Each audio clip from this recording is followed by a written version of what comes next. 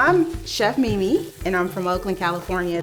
I inspired to do cooking shows, to open a restaurant.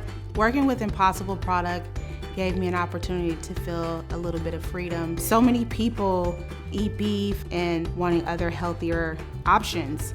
Literally, I will open up an Impossible product and I will make tacos, I'll make chili fries, I'll make meatballs. I can use Impossible products in everything that I cook. I'm getting ready to take you back to my roots. African American cooking, soul food, spices, Impossible meat. This is about to be the bomb. Ooh, this smells so good. It literally handles like the best product that I've ever worked with.